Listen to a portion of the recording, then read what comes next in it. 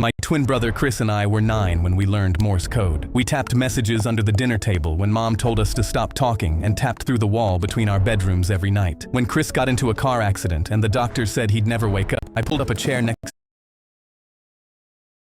to his bed, took his hand, and tapped. "Are you there?" Nothing. But I came back the next afternoon and tapped again. Before I left, I always said the same thing. "See you tomorrow, Chris." A week later, Chris's fingers twitched against mine, and I almost fell out of my chair. I grabbed a nurse and she barely looked up. They're reflexes. It doesn't mean anything. I bought a notebook the next day and started writing down every single one. 4 months in, Mom watched me scribbling and said, "How long are you gonna keep doing this?" "Until he taps back." "He's not gonna tap back. You're talking to a corpse." Dad lasted a few more months before he pulled me into the hallway. "We need to talk about donating your brother's organs. His fingers move every time I hold his hand, Dad. The nurses said those are reflexes. Stop getting your hopes up, son." "I don't care what the nurses say. You're not donating my brother's organs." But a week later, my parents called to have Chris transferred to a long-term facility to die and scheduled a meeting to sign the papers. The afternoon before the meeting, I tapped into his palm like always, but this time, something tapped back. Short, short, short. Long, long, long. Short, short, short. SOS. I grabbed his hand. "Chris, if that's you, squeeze once." He squeezed so hard my knuckles cracked. I stormed into the meeting room and told them my brother just responded to me. The caseworker said, "This is very common with families who aren't ready to let go." My parents nodded. I grabbed the transfer papers off the table. "You're not signing anything until you come see for yourself." I walked them to Chris's bed and grabbed his hand. "Ask him anything." The caseworker asked what year it was. Chris squeezed out the answer. "Count to 5. 5 perfect squeezes." His mother's name, tapped out letter by letter. By the 10th question, she said, "He's still alive. We can't move him." Weeks later, I asked Chris what kept him fighting when everyone gave up. Heard Mom call me a corpse. Heard Dad say donate my organs. Heard all of them leave, except you. I asked why. I wanted to see you too.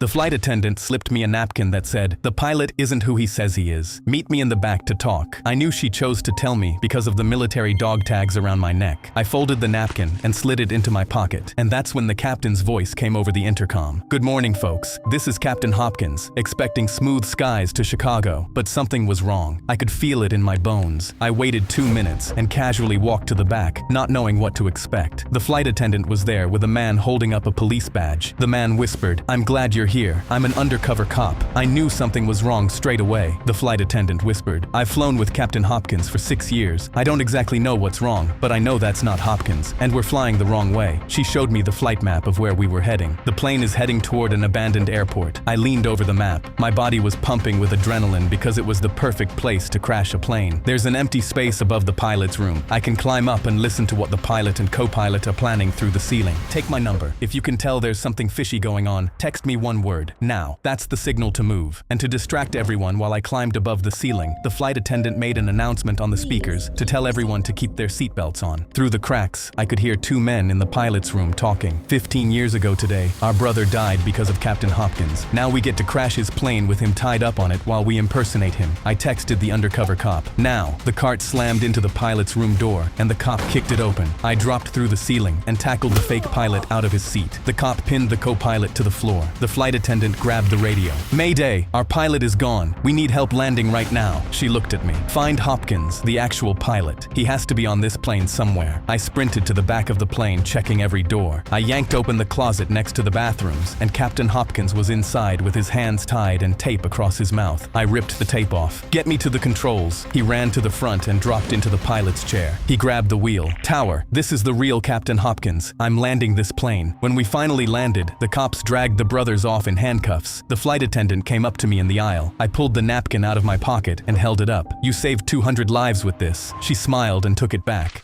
The flight attendant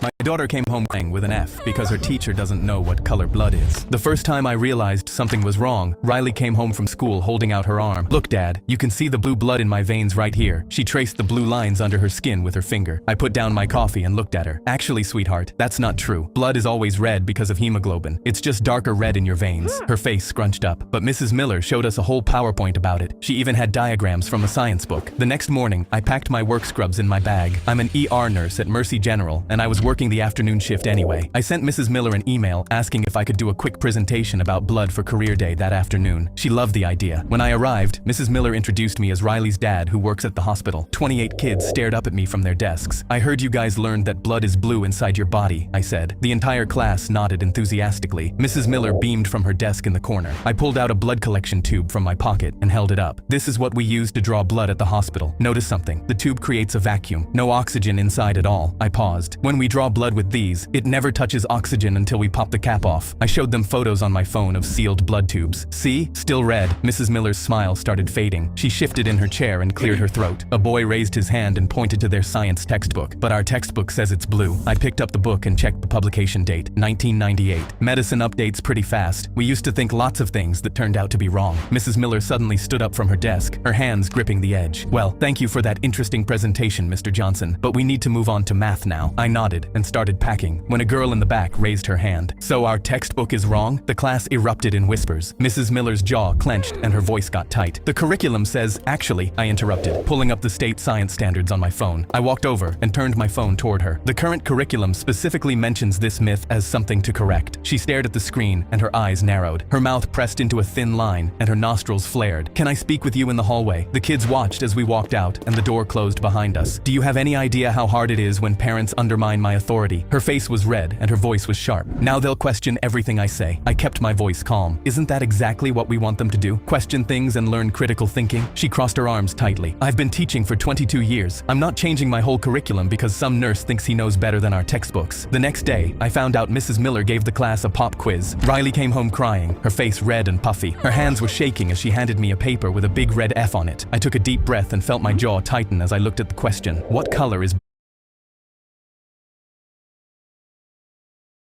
blood inside the body? Riley had written red, and Mrs. Miller had marked it wrong. I requested a meeting with Principal Davis and brought printouts of medical textbooks, the state science standards, and Riley's quiz. The principal called in Mrs. Miller and asked her directly, is blood blue inside the body? After a long pause, Mrs. Miller said, it's what the children understand better. I leaned forward in my chair. My daughter is crying every morning before school because she's afraid of getting F's for writing down the truth. The next day, the school replaced their science books. Now whenever Riley learns something new at school, she comes home and asks me, Dad, is this actually true, or is it just a Mrs. Miller truth?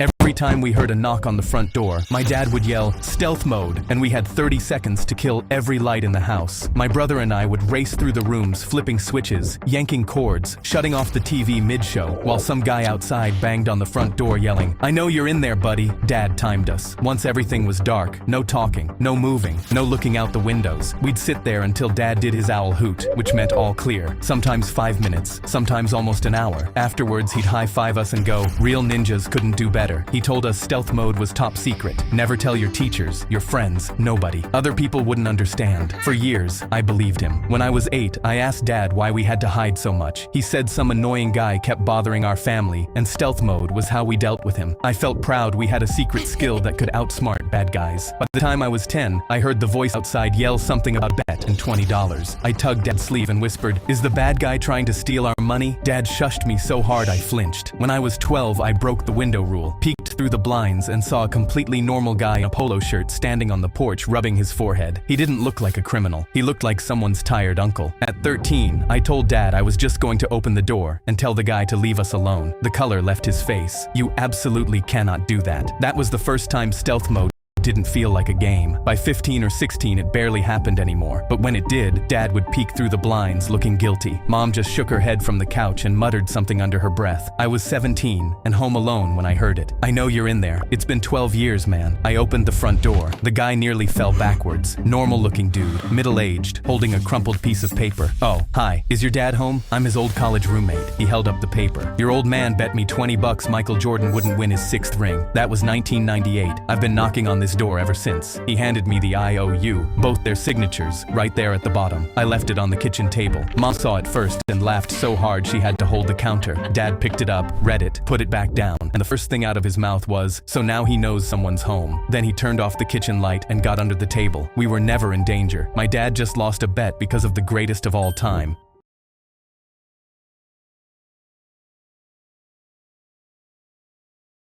A man climbed onto our school bus with a knife, and the first thing he heard was a slow clap from the back row. Confused, he screamed at our driver, Mrs. Worley, to keep driving and not stop for anyone. A kid leaned forward. Nice ski mask. Did you cut the holes out yourself, or did your mommy help you? The whole bus laughed. He waved the knife around. Shut up and no one gets hurt. Your hand is shaking so hard I can't tell if that's a threat or a dance move. He stepped toward the kid who said it, and 20 voices started talking at once. Oh, he's walking now. Everybody watch out. He spun around trying to find who said what, but insults were coming from every direction. Bro seriously hijacked a bus with no plan, no getaway car, and a Walmart knife. This is the saddest crime I've ever seen. We wouldn't let him finish a single sentence. Are you robbing us for money? All I have is an EBT card and a bus pass. He pointed his knife at Mrs. Worley, and the whole bus went silent. A kid stood up. You can threaten us all you want, but if you point that thing at Mrs. Worley again, we're gonna have a real different conversation. He laughed nervously and asked what a bunch of kids were going to do about it. A girl said, we're on the bus to the school for troubled teens. Half of us are here for assault, and the other half won't say why. Mrs. Worley looked at him over her shoulder. Honey, I've watched these kids make grown men cry over smaller things than pointing a knife at me. He lowered the knife. Smart choice. She brings us donuts on Fridays. We protect what matters. His face twisted, and he shoved toward the kid with the knife raised. Mrs. Worley pulled over, stood up, and stepped between them. That's enough now. He grabbed her arm and shoved her into the dashboard. For half a second, the bus was completely silent. Then a kid came over the seats like something feral, and 3 others were right behind him. The guy didn't have time to turn around before someone hit him in the back of the knees and he went down. The knife skittered under the seats, and kids were on top of him before he could reach for it. Someone had him in a headlock while someone else pinned his arms. A girl sat on his legs and went through his pockets just to add insult to injury. Mrs. Worley pressed the emergency button. I need police at my location. Tell them there's no rush. The situation is handled. The guy was crying. Please get off me. I